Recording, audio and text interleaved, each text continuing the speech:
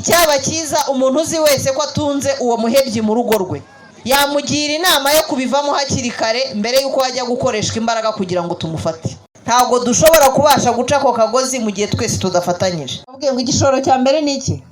Ni ubuzima. Ubwo buzima rero tugomba kububungabunga, sibyo?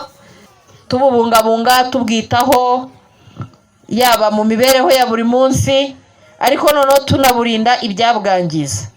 Ibyabwangiza bya mbere rero mu murenge wa Rukoma ni ibijyanye n'ubucukuzi bw'amabuye y'agaciro. Ntimubizi? Ntitubiziranyeho? Biragoye ko twamara nk'ukwezi tutumvise abantu bagwiriwe n'ikirombe muri Rukoma. Ariko nubwo uyu mwuga tuwukora tukawukora nabi, hari uburyo dushobora kuba twabinoza bijyanye n'ubushobozi buke dufite, bikaturinda impanuka, bikaturinda ko tubura ubuzima bw'abakibyiruka, na cyane ko bakoramo abakiri bato cyane, tukabasha gukuramo inyungu ariko tudasizemo ubuzima, sibyo? Ibyo rero ni ibyo dukwiriye guhuriraho twese, duhereye ku muryango. Umubyeyi ufite umwana ujya muri kariya kazi, mwana ashakiye izina ribi cyane ryitwa guheba, kwiheba, sibyo? Bw'iyo umuntu amaze kwiyita umuhebyi hari icyizere cy'ubuzima aba agifite? Ntacyo. Kandi baturuka mu miryango yacu. Uri umubyeyi nawe ugaceceka, ntunavuga utari ku mwana yananiye nubwo namuhannye bikanga, byarangiza bikava aho ngaho bikajya ku muyobozi w'isibo kugera kuri mudugudu uzi neza yuko mu rugo rwo kwa kanaka harimo umwana ukora ibitemewe. Tukava ku muyobozi, ubwo umudugudu, mutwara sibo, tukagera ku kirombe yagiye gukoraho. Nubwo mutubwira ngo nabahebye, ariko amabuye y'agaciro ntabwo ari ibirayi umubyeyi atekera abana ngo barye, sibyo? Aramutse yacukuye ntagurwe ntabwo yasubiramo. Ibyo ngibyo rero umuntu turabikora rimwe, tukabikora kabiri, tukabikora gatatu, ukabona umwana arazanye bwa kabiri, ariko ikirombe cyamugwira akaba aribwo twibuka kuvuga yuko ari umuhebyi. Siko bimeze? Kuki se tubita abahebyi ari uko impanuka yabaye? Cyaryamira abantu 5 tukazamuka ngo akarere kananiwe kurinda abaturage. Murumva ari byo?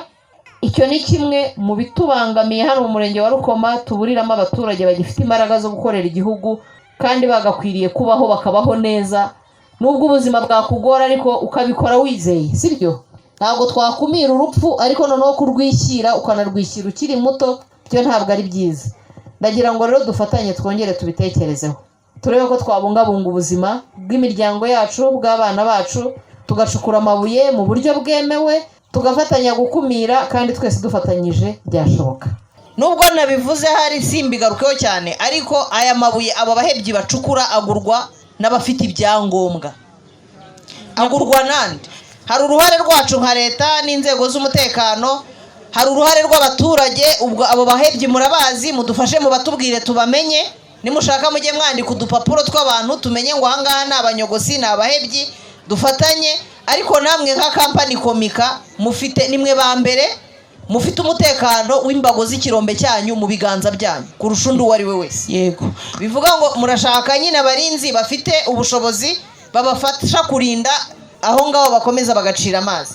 Natwe dufatanye nk'ubuyobozi n'inzego z'umutekano gukurikirana abo mutubwira binjira muri ubwo buhebyi, kuko bwo barimo, ntago twakana ko batarimo. Hanyuma na kampani zifite ibyangombwa, kuko amabuye uyacukuye ukayatwara ntabone uyagura, wayashyira mu nkono se ugateka, wajya gushaka icyo urya ko nta kindi wayamaze. Ariko kuba tugifitemo icyuho cy'abagura ayo mabuye, kandi nyine ubwagurwa n'abafite uko bayacuruza, ntabwo dushobora kubasha guca ako kagozi mu gihe twese tudafatanyije. Mureke rero twese dufatanye, Komika murinde imbago zanyu, mudufashe kumenya niba nta mabuye nayo ashobora kuva muri abo bahebye akinjira muri Komika mutabimenye.